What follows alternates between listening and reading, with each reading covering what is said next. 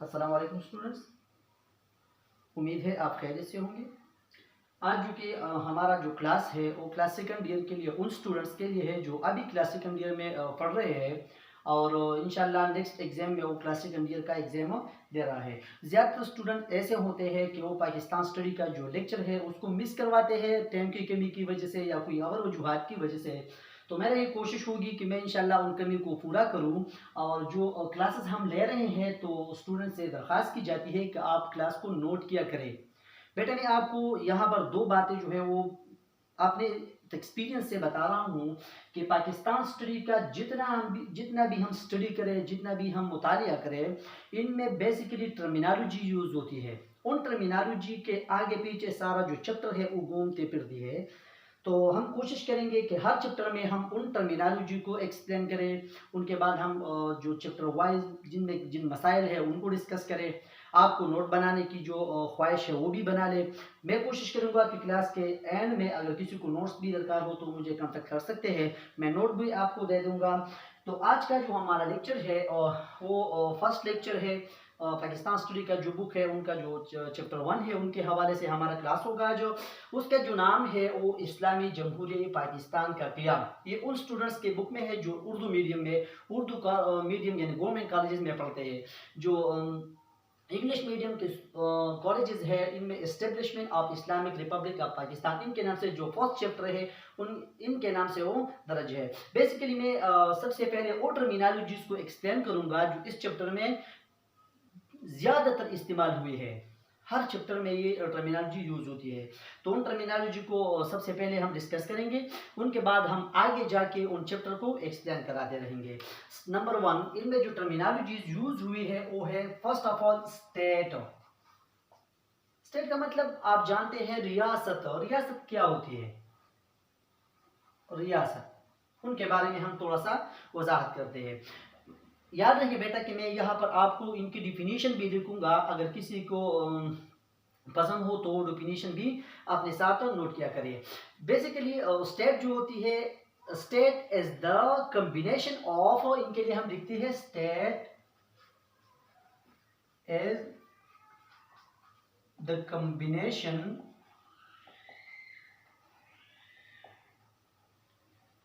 Of 4 basic elements. State जो है वो बेसिकली पूर्ण 4 चीजों से बनते हैं। अगर किसी स्टेट में उन 4 चीजों में 4 सतून है, उन 4 सतूनों पर स्टेट जो है वो खड़ा होता है। अगर किसी मुल्क में उन एक भी नहीं हो, अगर 3 सतून है एक नहीं हो तो स्टेट हम नहीं करवा सकते। नंबर 1 इसमें है geography,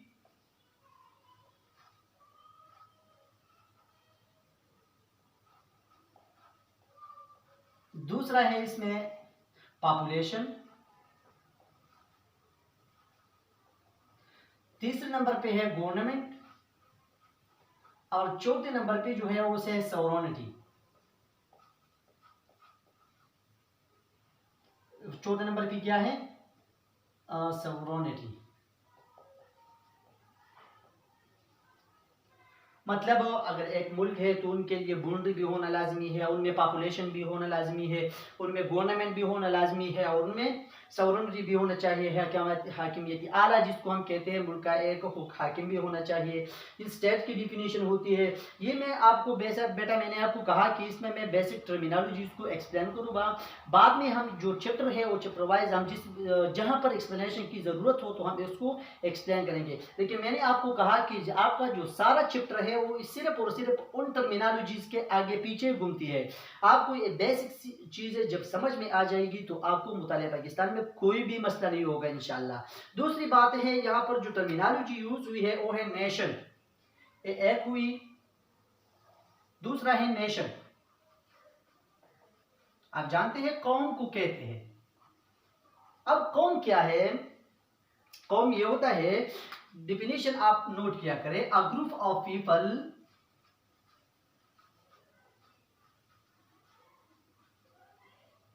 they have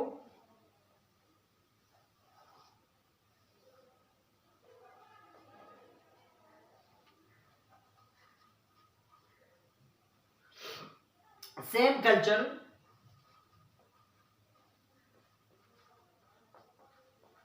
and same language, language भी एक जैसा होना चाहिए, कल्चर भी एक जैसा होना चाहिए, और इसके सिवा रिलीजन भी एक जैसा होना चाहिए, एंड दे आर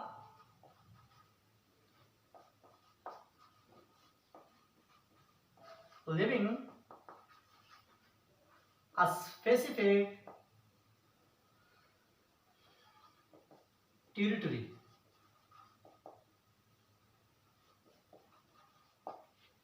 अब स्टेट क्या है? स्टेट का मतलब ये है एक ऐसे लोगों का एक ऐसा मजमुआ जिनका जुबान एक हो, जिनका कल्चर एक हो, जिनका मजहब एक हो, और वो एक खास इलाके में रह रहे हो, तो इनको हम क्या कहते हैं? हम स्टेट कहते हैं। इसी के लिए हमने इंग्लिश जो डिफिनेशन इंग्लिश में लिखी, a group of people they have same culture, same language, same religion and they are living a specific territory. इसको हम क्या कहते हैं? नेशन कहते हैं। ये दो टर्मिनोलॉजी हुई। तीसरा टर्मिनोलॉजी जो चैप्टर 1 में ज्यादातर डिस्कस की गई है और ये बेस है इन चैप्टर 1 का, तो वो है आइडियोलॉजी।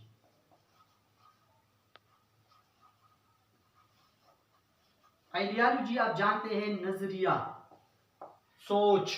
नजरिए को हम क्या कहते हैं कि अ group of people they have, a group of people they have, ऐसे लोगों का वो मजमुआ जिनके कॉमन थिंकिंग हो, कॉमन थिंकिंग, एक जैसा सोचते भी है,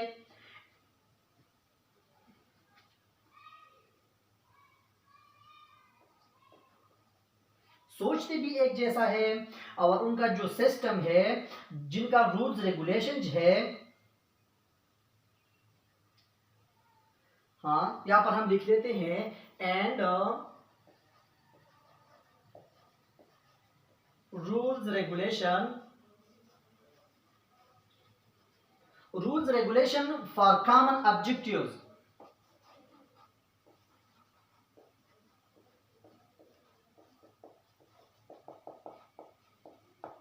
बेटा याद रखिए, आइडियोलॉजी नजरिया उसको हम कहते हैं कि ऐसे लोगों का मजमुआ जिनका सोच एक जैसा हो, एक जैसे सोचते हैं, और क्या उसका जो कानून हो, रूल्स रेगुलेशन हो, वो एक खास मकसद के लिए हो, तो उनको हम क्या कहते हैं? नजरिया कहते हैं, यानी आइडियोलॉजी कहते हैं।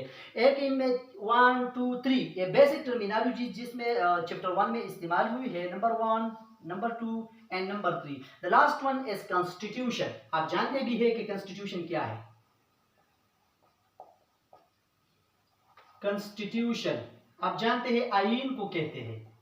अब आईन के बारे में अगर हम बात करें, तो जिस मुल्क का जितना भी स्ट्रांग कॉन्स्टिट्यूशन हो, उतना उस मुल्क का इन्हिसार डेवलप होगा, वो मुल्क तरक्की भी कर सकता है, वो मुल्क आगे भी जा सकता है अगर जिस मुल्क का आईन बेहतर हो। कॉन्स्टिट्यूशन कैसे कहते हैं? The collection of rule, a collection of rules and principle which set out how to state rule। आइए उसको कहते हैं अगर वो कावानीन, वो उसूलों का वो मजमुआ जिसके तौर पर हम रियासत को किस तरीके से चलाएंगे, तो उस उसूल, उस कवानीन को हम क्या कहते हैं? कॉन्स्टिट्यूशन कहते हैं। बेटा ये बेसिक टर्मिनोलॉजीज हुई। आपके जो चैप्टर 1 है इनमें बेसिक टर्मिनोलॉजी ये हुई। आपको इन बातों के आगे अगर हम आगे जाते जाते देखते हैं तो सारा चैप्टर इन 4 बातों के आगे पीछे दौड़ती है। तो अब हम थोड़ा सा एक्सप्लेन भी करें कि जब 1947 में पाकिस्तान आज़ाद हुआ, पाकिस्तान आज़ाद होते हुए इसके पीछे हम जाते हैं कि पाकिस्तान बनने का मकसद क्या था, ला इलाहा इल्लल्लाह। ये आइडियालॉजी के बुनियाद पे बना था कि आप समझते हैं कि हर एक मुआशरे में एक न एक पर्द होता है, उस पर्द का एक सोच होता है, उस सोच को वो ऑब्जेक्टिव में तब्दील कर लाता है। इसी तरह पाकिस्तान के जो लोग थे, मुसलमान थे, एक कौम थे, एक नेशन थे, उनकी भी कोई सोच थी। वो अपनी सोच को एक फिजिकल स्ट्रक्चर में लाने के लिए उन्होंने जद्दोजहद की, मेहनत की और ये पाकिस्तान 1947 में आज़ाद हुआ। याद रखिए बेटा कि ये चीज़ जो होती है आइडियालॉजी, ये कौमों को आगे तक पहुंचाने का जरिया भी बन सकता है, लेकिन याद रखिए कि ये कौमों को ज़मीन के नीचे भी दबना लेती है।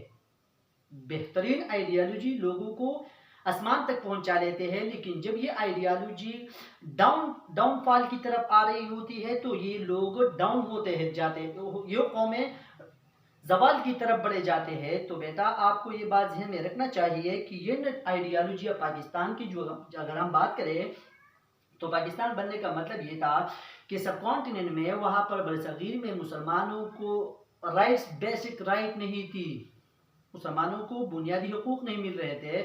तो उन लोगों ने सोचा, मुसलमानों ने सोचा कि हमारे लिए एक सेपरेट होमलैंड होना चाहिए जिसमें हम अपना ज़िंदगी बेहतर तरीके से गुजारे, इबादत भी करें। आप अपने लिए सेपरेट इलेक्टोरेट का सिस्टम भी करा लेते हैं। यहाँ पर डेमोक्रेसी होना चाहिए, जमहूरियत होना चाहिए कि हर एक को अपना अपना हक मिल जाए। तो ये मैंने कहा कि ये आइडियालॉजी लोगों को आसमान तक पहुँचा लेते हैं और ज़मीन में दबना भी लेते हैं। तो बेटा बेहतरीन आइडियालॉजी इंसानों को आसमान तक ले जाते हैं। और एक बात याद रही है, जब एक कौम अपने लिए कोई सोच रखता है, अगर एक कौम सोचते हैं कि हमारा कल्चर भी एक है, लैंग्वेज भी एक है, मजहब भी एक है और हम एक ऐसे इलाके में रहना चाहिए हमें कि वहाँ पर हम अपना कौमी शनाख्त जो है उनको बोल न सके। जहाँ भी है, पाकिस्तान में भी है, इंडिया में जहाँ भी आप रह रहे हो, तो हम क्या है, हम एक कौम है। पाकिस्तानी को जहाँ पर आप देखिए तो वहाँ पर आपका पहचान क्या होगा। आप जब कार्ड निकाल लेते हैं वहाँ पर लिखती है आइडेंटिटी में क्या होती है, पाकिस्तान। आपका जो कौमी शनाख्त कार्ड होती है वो आपकी पहचान है, आपका कौमियत का निशान है कि आप पाकिस्तानी है। तो बेटा पाकिस्तान के बारे में कोई भी नेगेटिव बात नहीं करवाना है। ये हमारा मुल्क है, हमें इसको आगे ले जाना है, हमें इसको बेहतर बनाना है। अगर हमने इस तरह किया तो ये बेहतरीन कल इंशाल्लाह हमारा इंतज़ार कर रहा है। तो दूसरी बात ज़हन में याद रखिए, अगर हम इस आइडियालॉजी की इम्पोर्टेंस को देखिए, इसकी इवोल्यूशन को देखिए, इसकी इर्तिका को देखिए कि इसकी इर्तिका किस तरह हुई, सब कॉन्टिनेंट में इर्तिका किस तरह हुई। हम देखते हैं सर सैयद अहमद खान, अल्लामा इकबाल, ये सब जो थे वो क्या थे, वो कहते थे कि सब कॉन्टिनेंट का डिवीजन नहीं होना चाहिए। वो बस ये कहते थे कि हमें अपना बेसिक राइट्स होना चाहिए, मुसलमान अपनी जगह, हिंदू अपनी जगह, लेकिन राइट्स होना चाहिए। कोई ऐसा इंसिडेंट हुई जिसकी वजह से ये लोग क्या हुई, ये भी डिवीजन के कायल हुए। और 1930 में हम देखते हैं खतबालाबाद के बाद हम देखते हैं कि पाकिस्तान का नाम क्या मंजर पे आ गया, मंजर आम पे आ गया और पाकिस्तान को आज़ादी के सिलसिले में बढ़ने के स्टूडेंट्स भी आगे बढ़े, हमारा लीडर भी आगे बढ़े। ये बेटा ये बात याद रहिए कि ये पाकिस्तान बस ऐसा ही हमें नहीं मिला है, इनके पीछे बहुत जद्दोजहद है, इनके पीछे बहुत से लोगों ने कुर्बानियाँ दी है। उन कुर्बानियों की बदौलत हमें पाकिस्तान मिला है, हमें इसकी कदर करना चाहिए। हमें ये देखना चाहिए कि पाकिस्तान हमको मिला कैसे है। जब हम आज़ादी की बात करते हैं, जब हम इतिहाद की बात करते हैं, तो सबसे पहले हमें एक बात नज़र आती है कि मुसलमानों का जो कल्चर है ना, सकाफत हो, ये कल्चर बहुत ज़्यादा डिपेंड करते हैं। सब कॉन्टिनेंट में हम देखते हैं तो हम 2 नेशन है, हिंदू, सब कॉन्टिनेंट में 2 कौम रहते थे, हिंदू एंड मुस्लिम, ये 2 बड़े बड़े कौम है जिनमें हम कहते हैं कि कल्चर के हवाले से अगर हम कहते हैं तो सब कॉन्टिनेंट में मुस्लिम और हिंदू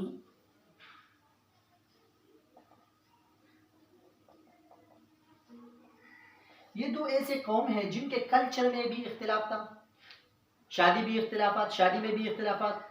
वो शादी किस तरह करते हैं, हम निकाह पढ़ते हैं, वो निकाह नहीं पढ़ते, वो पंडित को बुलाते हैं, हम आलिम दीन को बुलाते हैं। बहुत से इख्तिलाफात। वो इबादत मंदिर में करते हैं, मस्जिद में करते हैं। वो गाय को नहीं खाते, हम गाय को खाते हैं। वो गाय के पेशाब को पीते हैं, हम उसको कहते हैं कि ये तो हम इसको गिलाज़त कहते हैं। मिसाल के तौर बेटा हम और हिंदू और मुस्लिम के दरमियान बहुत ज़्यादा इख्तिलाफात थी। टू नेशन थी, हम दो कौमें हैं, उनका और हमारा जो एक जगह रहना इम्पॉसिबल था। तो इस वजह से टू नेशन का बानी जो है हम सर सैयद अहमद खान को कहते हैं। जो सर सैयद अहमद खान ने इनके बारे में बहुत जदोजहद की, अलीगढ़ की जो एजुकेशन रिफॉर्म थे, अगर हम इंशाल्लाह आगे पढ़ेंगे। आपको यहाँ पर मैंने कहा बेटा कि स्टेट, नेशन, आइडियालॉजी, कॉन्स्टिट्यूशन, उन चार चीज़ों के आगे आपका सारा चैप्टर जो है वो इन चार बातों के पीछे दौड़ते फिरते हैं।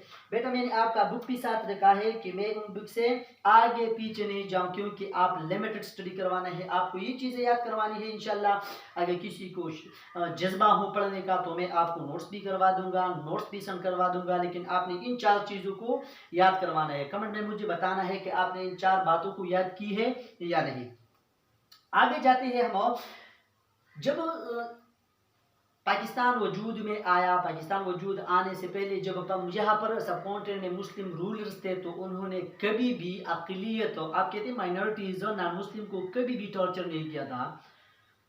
हमारा दीन ये कहते हैं कि हमारे जो मुल्क है, अगर कोई गैर मुस्लिम आपके मजहब को नुकसान न पहुँचाए तो आपके दीन में, आपके मुल्क में वो हिफाजत में होंगे। भी ने कहा था कि ये हमारे मुल्क में महफूज है, तो लिहाजा और वहाँ पर जो हम रह रहे थे उनके लिए हम माइनॉरिटीज़ थी, तो उन्होंने हमारे साथ जितना भी बस उनके जितना भी पावर उनके पास था उन्होंने हमारे खिलाफ इस्तेमाल किया और हमें वहाँ से भगाने की कोशिश की। जो 1857 की जो हम वार देखते हैं, इंडिपेंडेंस वार हम देते हैं, जब आज़ादी का जंग के बाद हम देखते हैं, तो उन्होंने उन सब हिंदूज़ ने हमको क्या कहा कि ये लोग जो है वो 1857 का जो जंग हुई थी उन सब के जो जिम्मेदार है, ये कौन है? ये मुस्लिम्स है। ये उनकी जहन की जो गिलाज़त थी वो बाहर आ गई थी, और जिसकी वजह से हमने अपने पाकिस्तान के लिए कोशिश शुरू की। हमारे लीडरों ने कोशिश की और अल्हम्दुलिल्लाह हमें अपना पाकिस्तान मिल ही गया। अब हम बात करते हैं लीडरों के हवाले से। तो हिंदुस्तान के मुसलमान मुस्तकबिल की सियासी निज़ाम में अपने हकूक़ का तहफ़्फ़ुज़ चाहते रहे। जब मुसलमान थे हिंदू सब कॉन्टिनेंट में, जितने भी लीडर थे वो शुरू ही में उन्होंने कहा कि हमें हिफाजत चाहिए, हमें प्रोटेक्ट होना चाहिए, हमें हिफाजत होना चाहिए, हमें अपना राइट्स होना चाहिए, हमें सर्वेंट होना चाहिए, एजुकेशन में हमारा जो सीट्स हो वो होना चाहिए, जो गवर्नमेंट है एडमिनिस्ट्रेशन में हमारा सीट होना चाहिए। वो ये लोग जो मुसलमान थे वो हिंदुस्तान के जो हुक्मरान थे उनसे अपना हक लेना चाहते थे, जिनकी वजह से वो मुसलमानों को नापसंद करते थे।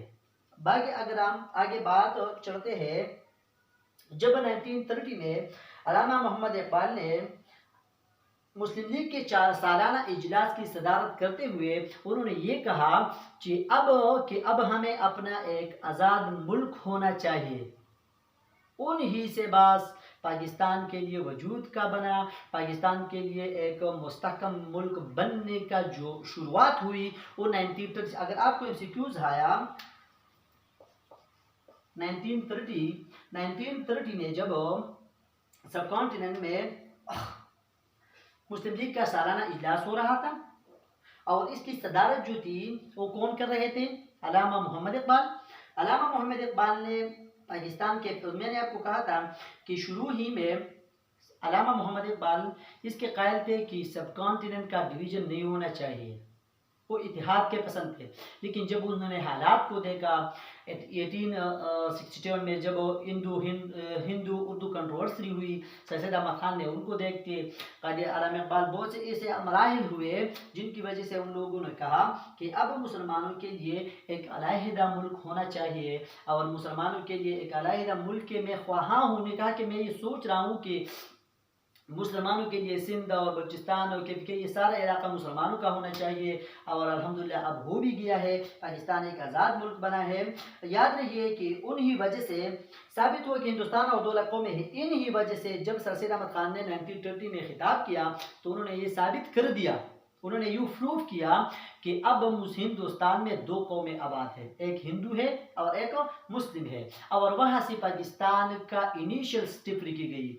अब अगर हम आगे जाते हैं, उन्हीं इलाके में उन्हीं वक्त में जब कैम्ब्रिज यूनिवर्सिटी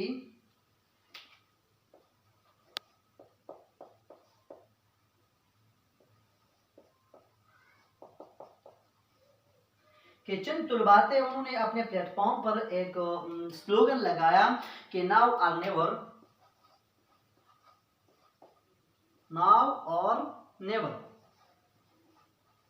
उन्होंने कहा कि अब या नहीं, हमें पाकिस्तान अब चाहिए या नहीं चाहिए।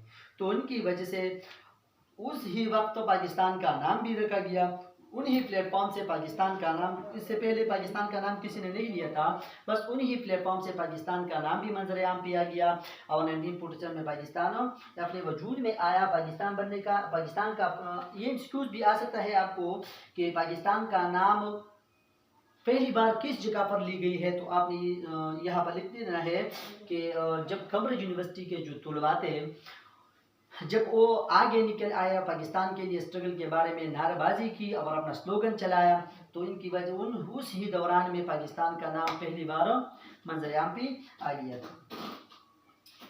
ये जो नजर पाकिस्तान के बारे में अगर हम बात करें, आइडियालॉजी के बारे में हम बात करें, अगर हम आइडियालॉजी के एलिमेंट्स के बारे में बात करें,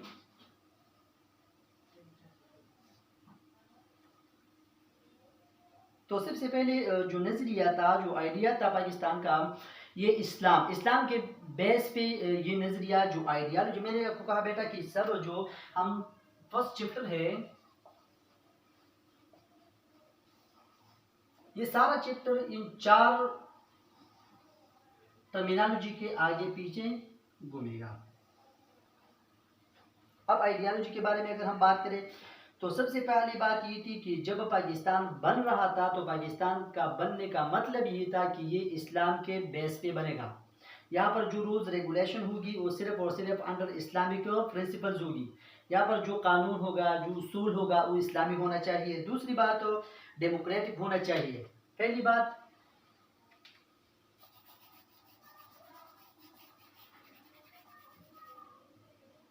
यहाँ पर मैं लिख दूं,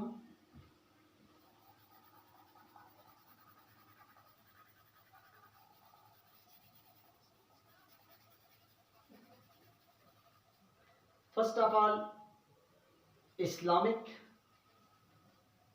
ये हम एलिमेंट डिस्कस कर रहे हैं आइडियालॉजी के, कि फर्स्ट ऑफ ऑल ये क्या होना चाहिए, जिसमें पाकिस्तान बनने का मतलब था, जो नजरिया था, उनका बेस जो है वो इस्लामिक होना चाहिए, कुरान और हदीस के अंडर होना चाहिए। जो भी उसूल बनना हो, जो भी सिस्टम हो, जो भी रूल्स रेगुलेशन हो, अंडर इस्लामिक होगा। दूसरा बात, डेमोक्रेटिक होना चाहिए। Democracy basically the way of life है, किस तरह आप सिस्टम को चलाएंगे। ये जमहूरियत होना, यहाँ पर जमहूरियत होना चाहिए। हर एक का बात को गौर फिक्र करने का मौका दिया जाएगा। हर एक की बात पर गवर्नमेंट की जो सिस्टम है वो भी चलाया जाएगा। सब सिस्टम जो होगा वो डेमोक्रेटिक होना चाहिए। और तीसरी बात जो अहम है,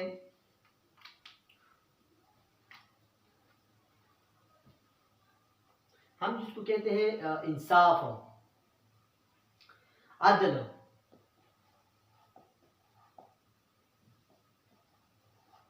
यहाँ पर अगर अक़लियत है, अगर माइनॉरिटीज है, अगर मुस्लिम है, किसी को भी फौकियत नहीं। फौकियत है इस्लाम के अंदर, लेकिन वो तक़वा के बेस पे है। लेकिन मजहब में अगर कोई मसला ऐसा भी आया कि वो गवर्नमेंट तक चला गया, गवर्नमेंट ये नहीं करेगा कि ये मुस्लिम है और इनके फेवर में जो हम फैसला है वो सुना देंगे, नहीं, ये ऐसा कभी भी नहीं होगा। ये यहाँ पर इंसाफ होगा। अगर किसी का मतलब, किसी का सिस्टम गलत, किसी का मसला हो और वो मसला मुसलमान ने अगर कोई ज्यादती की हो, तो उनको पनिशमेंट दिया जाएगा। अगर हिंदू ने कोई मसला हो, कोई मसला क्रिएट किया हुआ हो और उनका कोई गलती हो, तो उनको पनिशमेंट दिया जाएगा। ये सारी बातें जो हमने डिस्कस की, ये चैप्टर 1 जो बेसिक चैप्टर है मुतालिया पाकिस्तान, ये उन स्टूडेंट्स के लिए है जो इंग्लिश मीडियम है या उर्दू मीडियम है। अगर किसी को कोई मसला भी हो इन चैप्टर के हवाले से, अगर किसी के जहन में कोई क्वेश्चन हो तो वो मुझे कमेंट्स में बता भी सकते हैं। लेकिन हम कोशिश करेंगे कि इनको आगे, अगर आप बेटा देखेंगे इंशाल्लाह नेक्स्ट क्लास में हम भी पढ़ेंगे, और इसके बाद जो जितने क्लासेस भी हम लेंगे तो उनमें इन स्टेट, नेशन, आइडियोलॉजी और कॉन्स्टिट्यूशन, इन सारी बातें, इन सारा जो हमारा बुक है, जो पाकिस्तान का सिस्टम चल रहा है, वो सारा सिस्टम स्टेट, नेशन, आइडियोलॉजी और कॉन्स्टिट्यूशन के आगे पीछे दौड़ती है। नेक्स्ट क्लास में इंशाल्लाह हम मिलेंगे। अल्लाह हाफिज़।